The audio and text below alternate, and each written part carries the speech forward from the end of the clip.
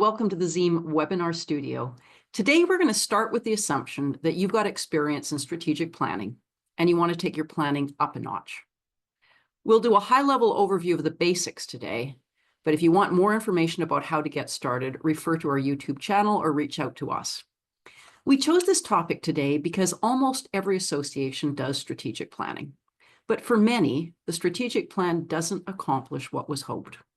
This could be, and often is, because the original plan was missing some key elements.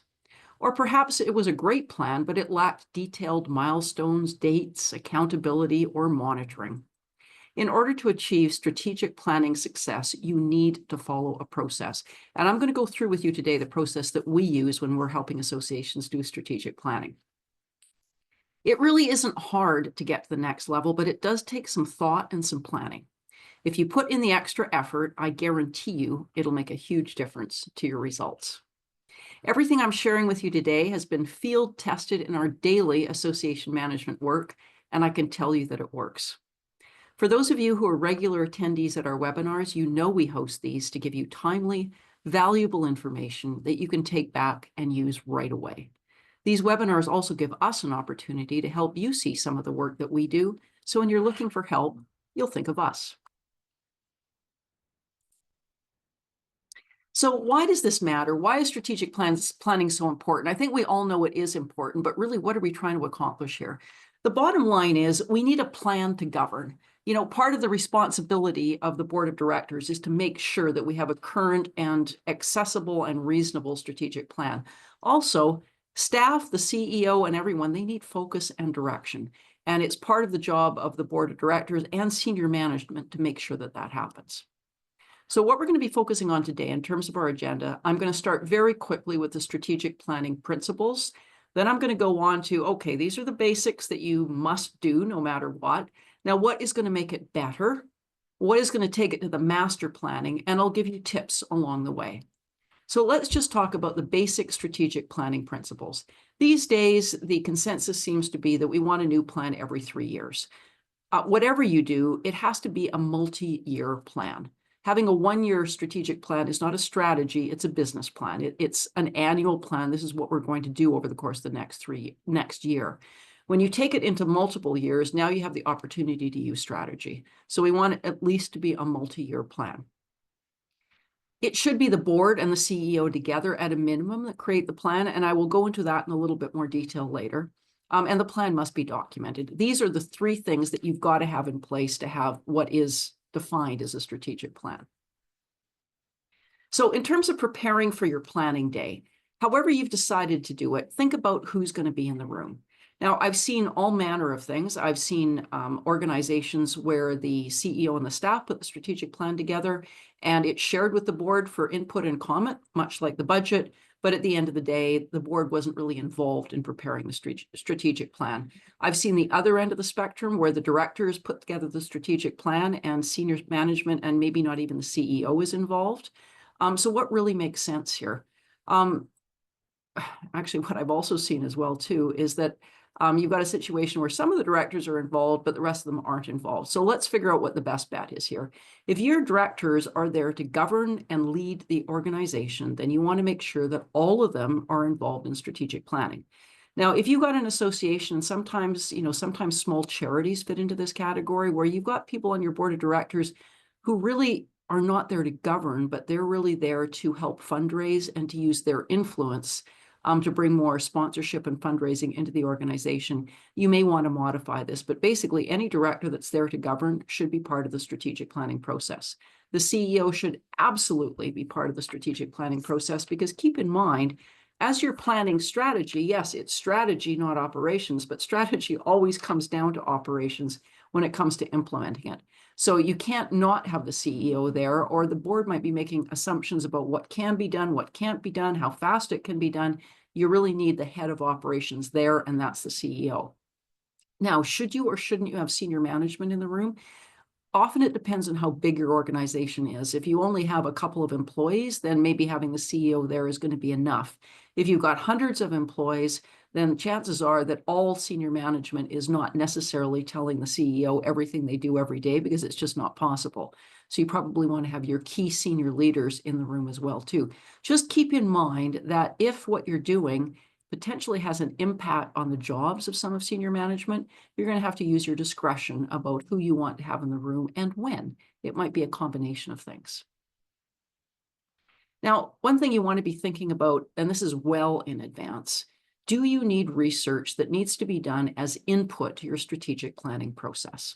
Are you going to be doing market research? Are you going to be doing a survey? Things that you might want to consider in terms of preparing are you might want to do an environmental scan, whether you call this a SWOT, whether you call it a stakeholder survey, just a scan of what is going on in the sector, who's who in the zoo, what are your responsibilities to each one, what are some factors that are going to be affecting the sector and maybe already are affecting the sector.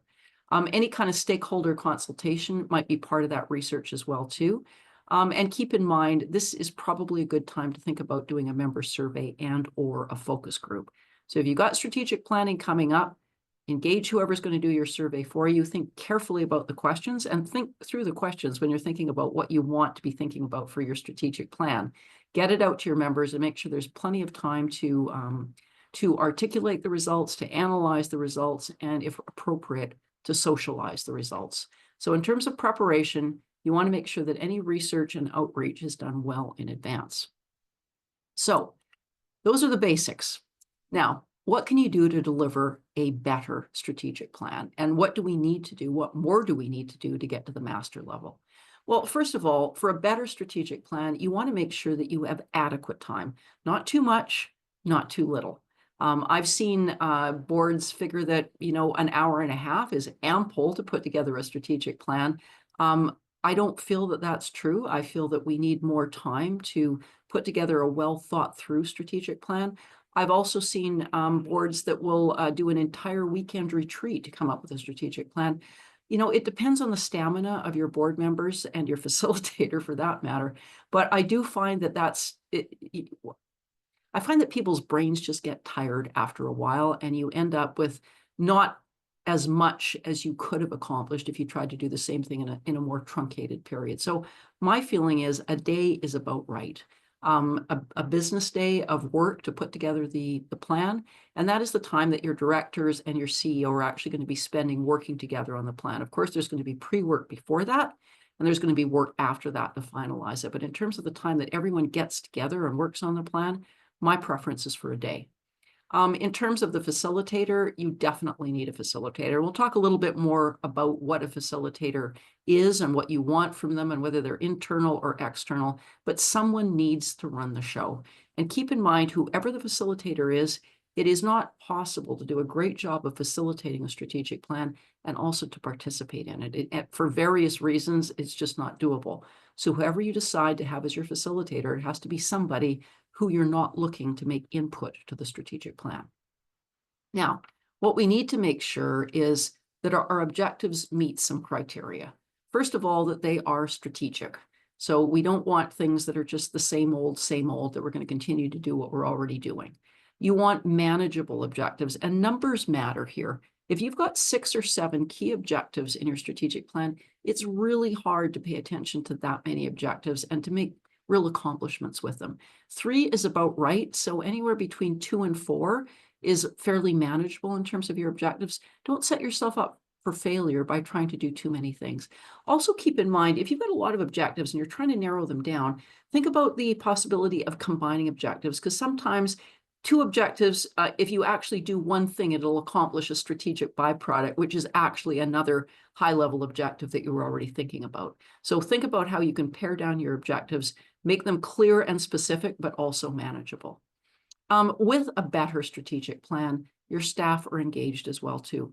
Often what happens is you'll get the directors and the CEO will come up with the strategic objectives, but the staff weren't really brought into the loop, and they're sort of handed a strategic plan and expected to do a good chunk of the implementation and execution, but they don't really have a clear understanding about where those objectives came from or what we're trying to accomplish. So you want your staff engaged for sure.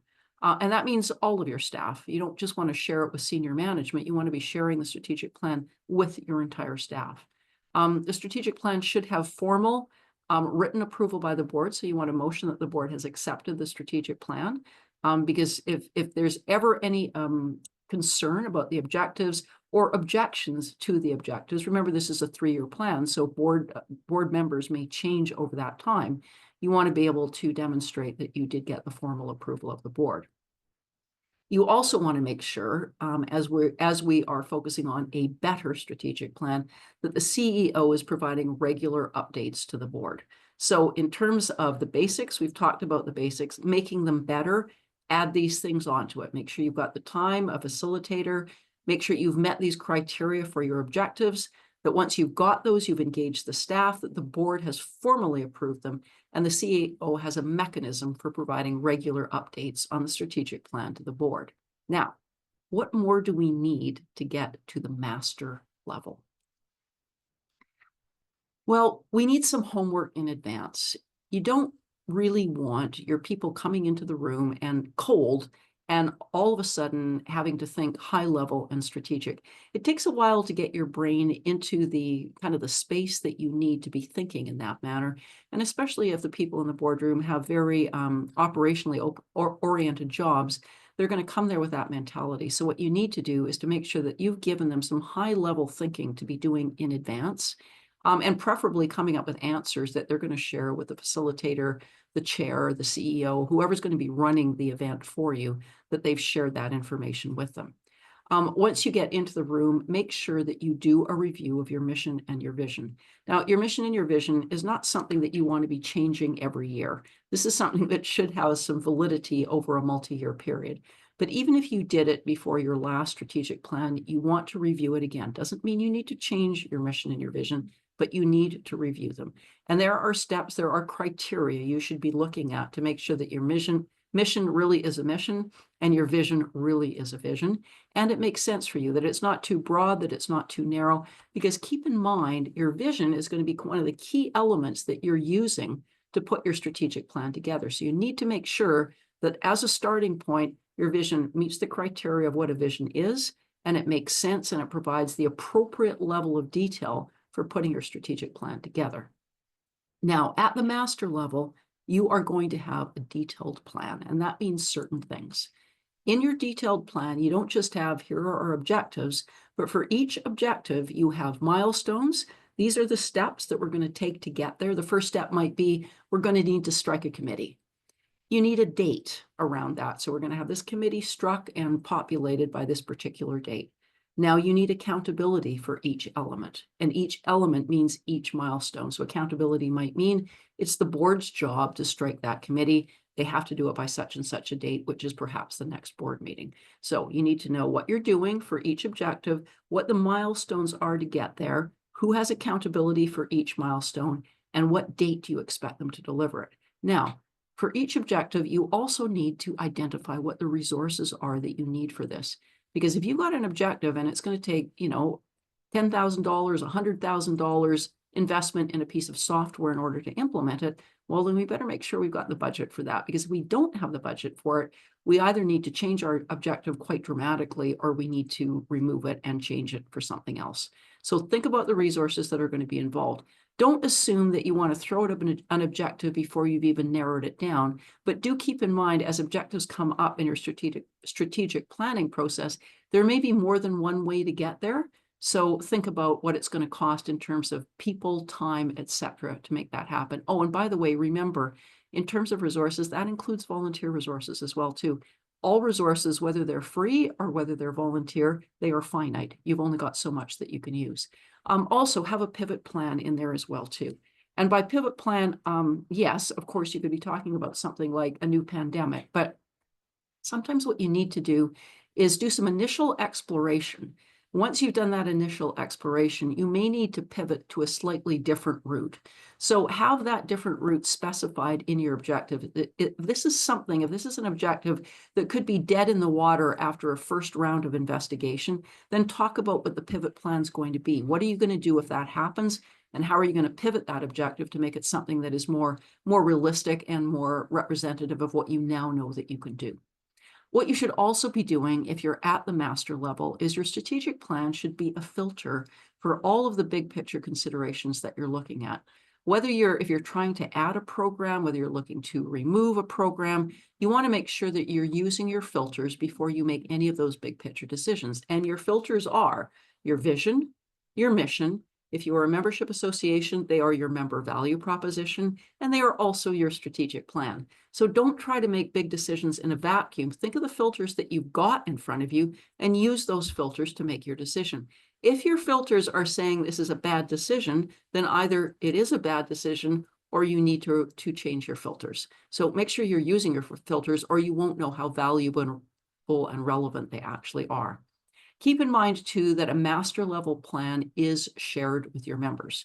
So once everybody is good with it and it's finalized, the board has passed it, you've shared it with staff, senior management, the CEO, now it's time to share it with the members. And typically this is done at the AGM. Now you want to make sure that whatever your objectives and your milestones are, that these are reflected in your upcoming board agendas. So once you get your action steps and your dates sorted out, skip ahead to, when your next board meetings are. And I don't know how you guys manage what you want to do for agendas for board meetings, but what I do is I create actually on my Outlook calendar, I create an ongoing list of things that we need to discuss at that board meeting. So if you do it that way, or you have another way of managing it, skip through to the board agenda dates that you're going to need to have certain things done by, and make sure there's a reminder there to make sure that it's at the board meeting. And if it was a date by which it needed to be done, make sure that that's on the discussion on the agenda for the board meeting. This was something that we had to have done in our strategic plan. Make sure that you are asking people well in advance, the people that are accountable for that, how close they are to getting it done, and then make sure that it's on the board agenda. Do also make sure, if you're at the master level, you should be doing a high-level review of your strategic plan at least quarterly. And by that, I mean we are dedicating some time, at least an hour, to actually go through everything that's in our strategic plan and where we are at that moment. Keep in mind, if you are a director, monitoring doesn't mean that you participated in the strategic plan. Now you hand it over to the CEO and they kind of tell you what's going on from time to time. You need to be engaged in this, which means you need to know exactly what's going on with the strategic plan. So we need to spend some time on that at least quarterly.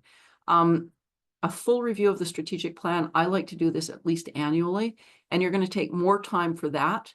Depending on how things are going with the strategic plan, you certainly want to spend at least a couple hours doing a full review of the strategic plan. The final thing to remember about the elements of your master level strategic plan are what's going on with the committees. Keep in mind that just like staff, committees need to be engaged when you have a new strategic plan. And I'll talk a little bit about more about that later, but once you've got your strategic plan, you not only need to roll it out and socialize it to your staff, but also to your committees as well too. And for your senior staff members, even people who are below the senior level, there might be changes in terms of what their priorities are, how they address their priorities. People need to know that. A strategic plan doesn't roll out on its own. It requires everyone to know what their role is in it and to be engaged and understanding of the process. So let's talk about your objectives. When you're in the middle of your strategic planning process, the whole idea is to come up with strategic objectives. And there are some things, some mistakes that you want to avoid making when you're putting together your objectives. Three things, really. You want to make sure that you're not including ongoing activities in our objectives. Ongoing activities are things that keep the lights on and keep things moving forward. So phrases like continue to, manage these member programs, or ensure that we continue to do our regular day-to-day things. That's not really what you're looking for in a strategic plan. That's really what you're doing on a day-to-day basis, unless you decide strategically it's time to stop or postpone some of these ongoing activities. So you don't want ongoing activities in your strategic objectives. Your objectives are all about strategy, and ongoing activities, unless they are about strategy, should not be in your strategic plan. Same thing with overly broad initiatives. I often see initiatives like increase our revenue, or diversify our revenue, or increase membership, or increase efficiency. We need to back up. If we need more revenue, and most of us do, start with something more specific. It might be that you've already considered what some options are to increase revenue. In that case, it would be investigate these options for revenue. Come back to the board with a recommendation for which one you think is going to be most successful, have the board approve it, and then come up with a plan for how to increase the revenue in that direction. Same thing with membership. Don't give people broad things like this, because if you knew how to increase revenue just like that or increase membership just like that, you'd already have done it. So don't give them initiatives that are too broad or too open to minimal interpretation. Oh, our revenue went up by 10%. I guess we've achieved that strategic objective. That's not really what we're looking for here. Be more specific and think about how you're going to get there. And if you got no idea how you're going to get there, spend more time in your strategic planning session to talk about that.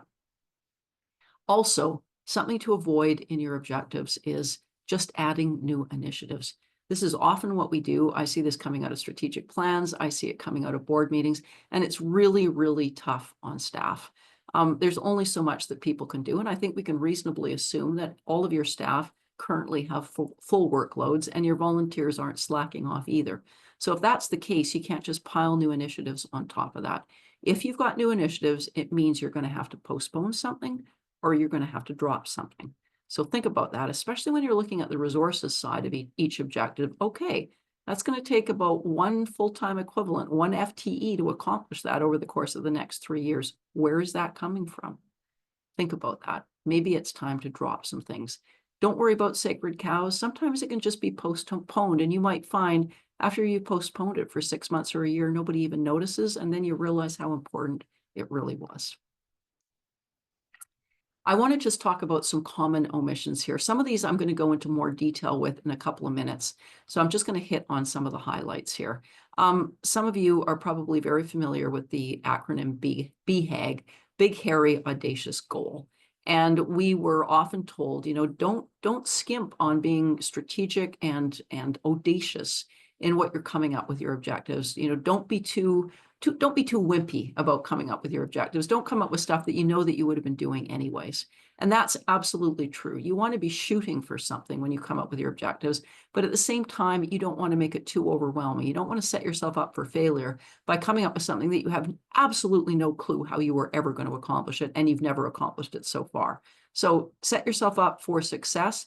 Don't make it too easy. Make sure that you're striving for something, but don't set yourself up for failure either. Ownership is an important consideration as well here. Remember, we talked earlier about who should be in the room. You definitely want your CEO in the room, and you definitely want all of your directors who are involved in the governance process to be in that room, and you want the board to have signed off on it. So you want to make sure that everybody that was involved in the strategic planning process has a sense of ownership and knows what their role is in it. These other areas, like the amount of time we've talked about before, and we'll talk about in the next slide, follow-up, facilitation, and detail. We will address that momentarily. So let's start by talking about the facilitator. It really depends on what your budget is. If you've got the budget to bring in an external facilitator, it just makes life so much easier. This is somebody who is completely at arm's length to your organization, has no vested interest in the outcome, but is knowledgeable about what you're trying to accomplish and has taken the time to know about your organization. If you don't have the budget and you need to assign a volunteer to do it, make sure it's not the CEO and it's not the chair. These are people that actually have to be engaged in putting together the strategic plan. They can't do that and facilitate it at the same time. The other challenge with having somebody who's involved in the strategic planning process be the facilitator is they're bound to have an opinion. And it's really hard to be completely objective when you have an opinion and you're participating in the strategic planning process. So if you can't afford a third-party external facilitator to come in, find somebody maybe from your membership that's got experience doing facilitation, but doesn't necessarily have an axe to grind who can help you out with that. Now, in terms of how much time you want to take here, we talked earlier about how much time is involved. I feel that one full business day is about right. Whether that means 5 hours or 9 hours, that really depends on what you need to get accomplished. But generally speaking, a day, I find most people just don't have the, I don't know, maybe it's brain power, patience, whatever the case may be, to go on much longer than that. Also, you might find that you simply are not in a position to take a whole day of your director's time And what we actually need to do here is we need to, divide this up into potentially 3 categories. Maybe you're going to spend 1 full day doing it, but if people are across Canada and you've got to do it on a Zoom or a Teams call, nobody has the stamina to spend a whole day in front of the screen. So you might want to break it up into two or three exercises. But keep in mind, if you're going to break it up, make sure that they are very closely contiguous. Don't have a 1.5 hour meeting one week and then the next meeting the next week and the next meeting after that. People forget. You need to be able to have a good flow and be able to build on what you did in the previous session. So if you need to break it up, make sure that you do something like maybe you have a session in the morning, then there's a break, a session in the afternoon, then you go home, then you have the final session in the morning of the next day. But don't leave it more than a day before you wrap up from what you did the day before. You need to make sure that people remember what you did, and that's not going to happen with a bunch of meeting notes. They have to be close enough to remember the discussion. Keep focused. There are going to be things that come up from time to time that really have not a lot to do with strategic planning, but they're important. So make sure you have a facility to have a parking lot. So when things come up, that your directors don't feel that you're brushing them off, or your senior management don't feel that you're ignoring them, that they are being put into a parking lot where they can be addressed later. It should be, as far as the event goes, it should be you're working on the basis of consensus. If you've got heated disagreement about where an objective should be on the hierarchy, you need to talk that through. But when you're having a heated discussion, and this is a whole topic in itself, what you need to figure out is what is the reason for the heat in the discussion and address that. Sometimes what is being stated as being the reason for the heated discussion isn't really what it's all about. It might be that you're dealing with a sacred cow and people have an emotional attachment to something. That's what you're going to have to deal with. You need to make sure that you are identifying the actions and the resources, as we mentioned earlier, for each objective of your strategic plan, and identify anything that we should drop or postpone to make that happen. Now, this is one of the reasons why it is so important to have the CEO and possibly senior management in the room, because they're going to be the ones that can tell you, by the way, there's no possible way we can do those 2 things at once. So please give us some direction for how we can manage that. Finally, what I want to share is you want to make sure that you are using a process. This is the process that we use when we are facilitating a strategic plan. You may have a different way of doing it. Nothing is cast in stone here, and there are different ways of doing things. But over the last couple of decades, we found that this method really works. What we like to do, as we mentioned earlier, is start with the research. So if there's a member survey that needs to be done first, if there is a stakeholder survey that needs to be done, an environmental scan, do this well in advance. And by that, I mean months in advance, not a couple of weeks in advance. Make sure there's plenty of time to review and analyze the results that you're getting there. And think of the research that you're doing in the context of what you're trying to accomplish with your strategic plan. If you can possibly, afford an expert in research, please get them to do it, because they're going to be much more nuanced at figuring out how you should phrase your questions. Make sure that you've done your research. Now, the next step you want to do ahead of the event is doing homework. What we like to do in terms of homework is we want to make sure that people are walking into the event already having given some thought at the high level. So what we tend to do is do a survey and interviews with the people that are actually going to be participating in the event. And we do that well in advance, and then we share the results on an unattributed basis in the strategic planning session itself. So everybody has a sense of, oh yeah, okay, they think, oh, that's how I answered the question. Here's how everybody else answered it. Make sure that in the strategic planning session, you are talking about your vision and your mission. Vision and mission, as we talked about earlier, you might already have an excellent vision and mission, but it doesn't mean that it doesn't bear looking at. So make sure that one of the first things that you do in your strategic planning session is you review your vision and your mission. Once you've done that, and it may be that in that session, you're going to have to make some adjustments to your vision and your mission, get that done first. Now you've done that, now we're ready to get into the rest of the strategic planning process. What I like to do is to start with the big picture. What do we think is going to happen in the big picture with these things? Geopolitics, technology, government, big picture. Pick 3, 4 big picture things and ask your directors and senior management, if they're involved, to sit down and brainstorm what's going to happen with these things. For example, we've got, election has already happened in the US. We've got elections looming in, various provinces. We've got an election looming imminently at the federal level. Think about how these changes might affect us. So what's the impact on us, on our members, on us as an association, and what initial objectives come out of that big picture visioning? For example, we think that this party is going to win in Ontario. We figure this party is going to win at the federal level. We know this party has already won south of the border and in BC. What does that lead us to in terms of some initial objectives? Don't start with trying to narrow down your objectives. Start with a long list of objectives. Just keep adding to it and adding to it. That's not a problem. Once you've got your long list, then we are going to narrow that down to a few key objectives. So you've done your big picture visioning. Okay, that's at the very highest level. Now let's share your survey and your research results. So what came out of the member survey that we did? What came out of our environmental scan? What came out of our stakeholder survey? As with the big picture visioning, what is the impact on us and our members of this information? And does that result in any initial objectives we should be thinking about? Now, at this point, once you've got through all of this, which will be partway through the day of your strategic planning, you should have what I'm going to refer to as round one objectives. So this is a long list of objectives, and your job is to whittle that down. Now, the first step in that we'd like to do is we've got all these objectives. Now let's go back to that vision that we've recently reviewed and possibly changed. How do each of these objectives fit into our vision on a scale of, you name it, 1 to 3, 1 to 5? How closely does each of these objectives map back to our vision?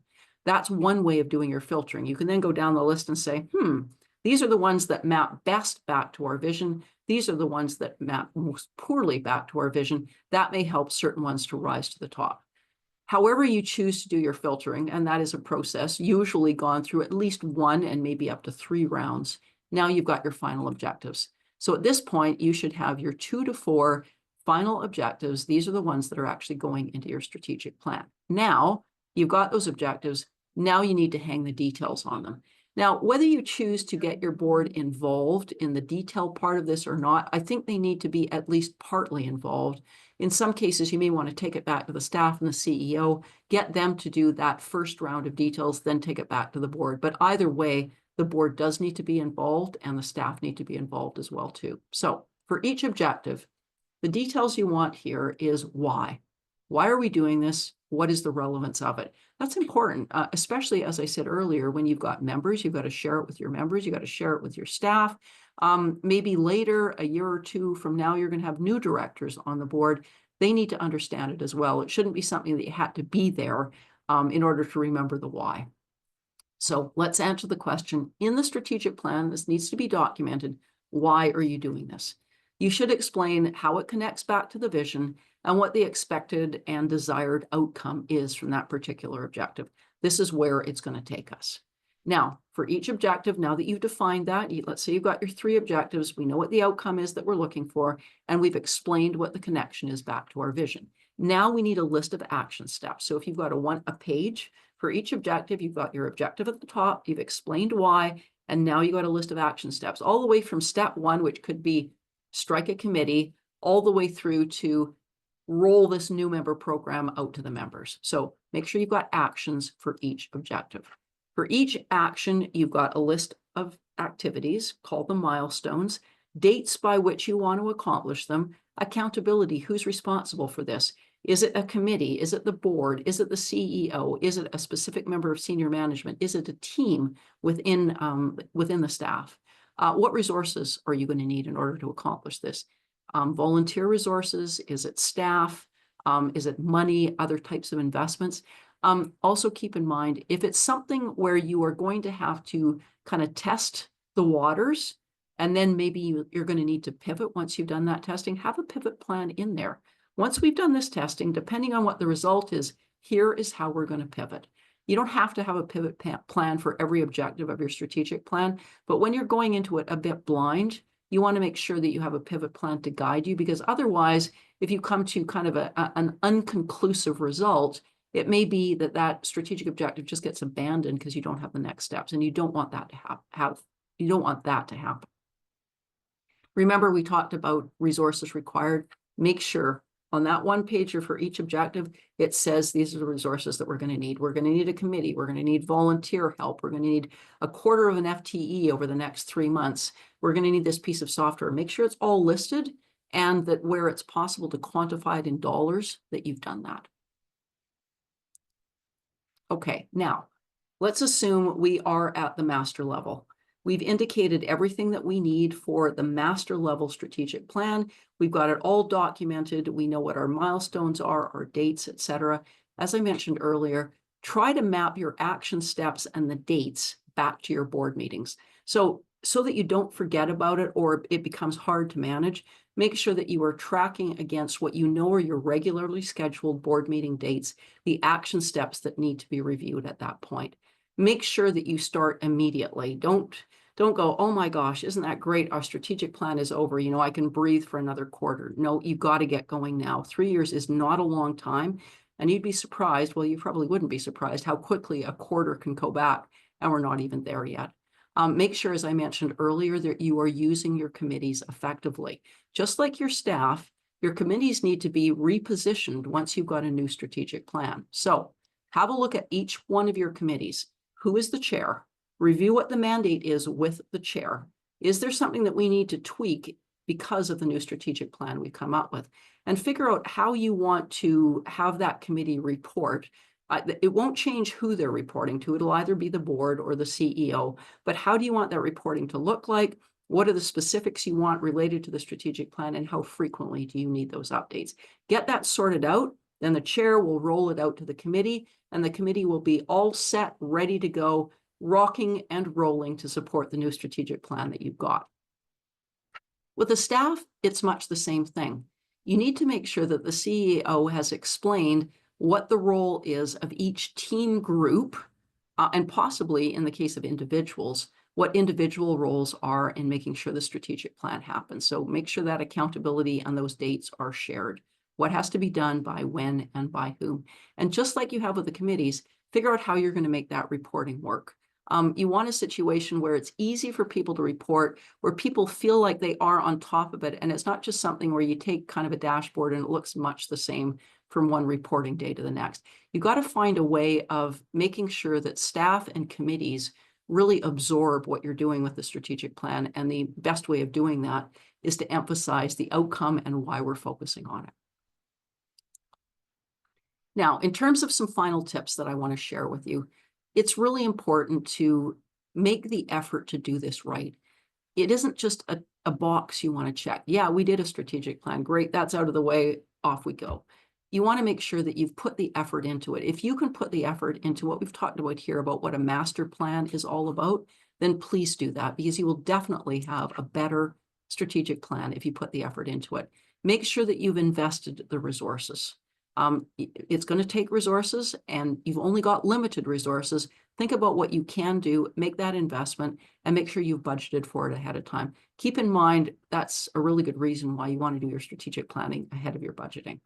Make sure that everyone is taking ownership. Senior staff, the CEO, your committees, the board, and make sure that you have a way of reporting back so that you're keeping all of your objectives top of mind. Now, for those of you that are heading into strategic planning in 2025, and those of you that are, it's November that now, so hopefully you're thinking about that now. If you'd like some help with strategic planning, or indeed the rolling out or managing of the strategic plan, just reach out to us. We can talk to you about our leadership support program. Calls with us. We're happy to help and provide you with any direction that you might be looking for. What I'd like to do now is open it up to Q&A. Kevin, what kind of questions do we have? All right. So the first question is, what approaches can be used to craft an inspiring vision for a strategic plan that avoids sounding cliche or generic? Okay, I'm interpreting that question to mean basically, how can we come up with a vision that's relevant and useful? And that's a great question, because I can think of situations where we've talked about a vision in a strategic planning session, and the answer I've got back is, you know what? It sounds great. I mean, when I'm repeating it to a stakeholder, it sounds excellent. But when I actually try to figure out what it really means, it doesn't really mean anything to me. It's too generic. So what you need to do is you need to follow a process. Generally speaking, with a vision statement, they tend to be either self-reflective or they tend to be visionary.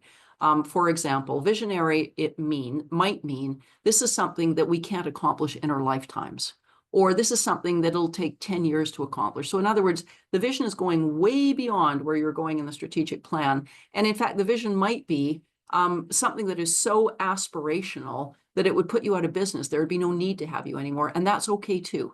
So is it aspirational and way out there? And is it all about the future for the people that we're trying to serve, or is it more reflective of us as an association? You know, we will be widely known as the best association in this sector. That's self-referential. Aspirational is a different thing. So basically, just like putting a strategic plan together, there's a process for coming up with a vision. And it is not getting a group of people in a room and having them sitting around navel gazing. You go through a process, and out of that process will come a vision. Then you take that vision and then you polish it and you wordsmith it until it's there and it's working for you. This is something that you want to take some time to do. Now, this is not something that takes a whole day to do, so please don't be put off by that. You know, vision and mission, you can probably review what you've got and come up with good statements that are reflective of where you are now in an hour and a half. So it doesn't have to be overwhelming. That was a very long answer to the vision. So second question is, do you have any recommendations for a simple yet thorough strategic plan template that would be suitable for small associations? I would use exactly the same template, regardless of whether you're a small or a large organization. And, you know, apart from the background documents that you would have going into the strategic plan, like, you know, the results of your research, your surveys, that kind of thing, what you want in your strategic plan is you want your 2 to 4 objectives. For each objective, as we described earlier, you want why. How does it connect back to your vision? What is the outcome we're looking for from it? And then again, for each strategic objective, you want your milestone. So that's a list of action steps. Here's the first step, ending with the last step, and all the steps in between. These are the steps we're going to follow. This is the date by which we want this step completed. And the accountability, it's this group, it's this person that has to accomplish it. So that's the template we're looking for. It's really very simple. You just want objective, and for each objective, the why, and then basically the how. If you don't have the how, it's really easy to get off track or not even to figure out what the first step is. And sometimes the whole key to getting somewhere is just figuring out what the first step is. Thanks, Aaron. Next question is, what strategies can help set achievable goals, identify capacity challenges, and ensure accountability for volunteers working on the strategic plan? Okay, so what I heard was achievable goals, capacity challenges, and accountability. Achievable goals. First of all, you want to be clear and specific. Achievable goals are sometimes not achievable just because you were too broad in terms of how you defined them. So be clear and specific. If you force yourself to be specific, it should be very clear once you come down to whether it's achievable or not. So start with being specific. What do you really mean by that? And it should become clear whether it's achievable or not. In terms of identifying capacity challenges, once you have your, let's just say, round 2 of your objectives sorted out, you're not necessarily down to your final 3 yet. Think about what you need in terms of your resources. What kind of resources are you going to need to accomplish this? And that might actually make you decide, okay, this objective is awesome, but it's going to take a whole heck of a lot of resources. So either we've got to have just the one objective or maybe one more, or we've got to leave this for later when we've got more resources. So that's how you need to be thinking about capacity challenges. In terms of, you know, the ensuring accountability, you want to make sure that you've got specific timing when this has to be done, and accountability depending on whether it's staff or committees or the board itself that needs to accomplish each one of these things. Next question is, can you please expand on how to limit key objectives to 2 or 4? Yes. Yeah, that can be a challenge.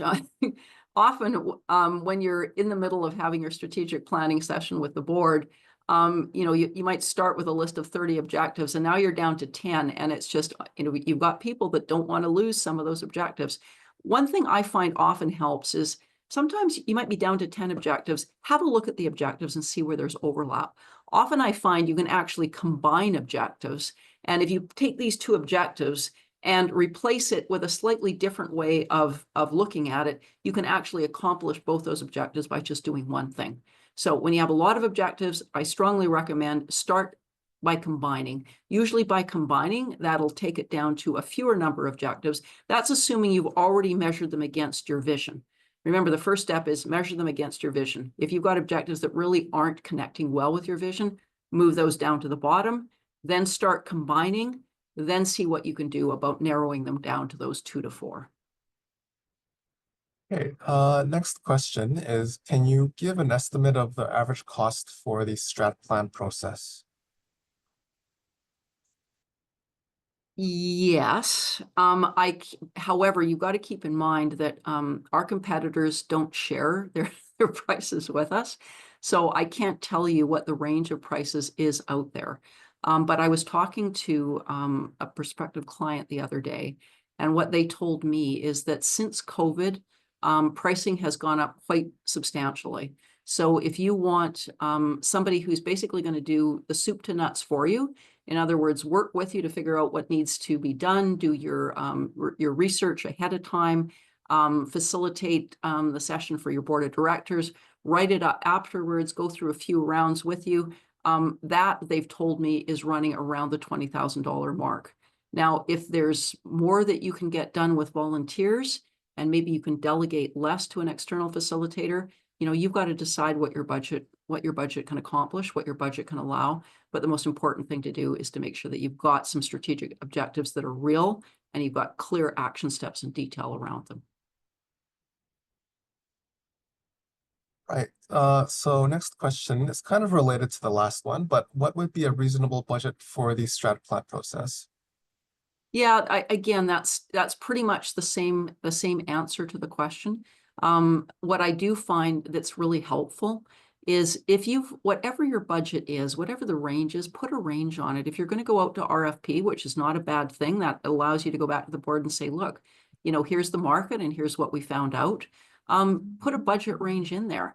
If your budget range is $5,000 and, there's a lot of organizations out there that are going to be charging you a lot more than that, then that'll eliminate some people who are just not going to respond. And that's exactly what you want. But don't put nothing in there. Don't worry. I mean, if you put in a budget of X number of $1,000s, it doesn't mean everybody's going to come back with that budget, but it's good to put a range in there. So here's kind of what we're expecting and hoping. I guarantee you not everyone's going to come back and say, well, it's going to be at the high end of the range. If they do, it probably means the lower end of your range just probably isn't adequate in the current market. Thank you. And last question, how do you keep one's council or board focused on what needs to be achieved versus how do we do this? Great question. I mean, to some extent, and I think what we're asking about here is how do you keep your council, your board, whatever the case may be, how do you keep them at the high level? This is what we want to achieve versus how we're going to go about it. You really need both. So if they're starting to drill down into the weeds about how to do something, just ask them to step back a bit and say, okay, that's great. We're getting into the how now, and we are going to need to put milestones around all these objectives. But let's move up one step and talk about what the objective actually is. What are we trying to accomplish? What is the end game here? What is the outcome that we are looking for here? How are we going to know this is done? And that is sometimes a good way of asking the question to keep it high level. How are we going to know when this is done? What is going to have changed for us? What will have changed for the board? What will have changed for the staff? How different will it be for the members? Ask that outcome question. Thank you. And that appears to be the last question. Okay, excellent. Well, for those of you, if you would like a copy of the slides, just reach out to me on this. You can see the link on the slide.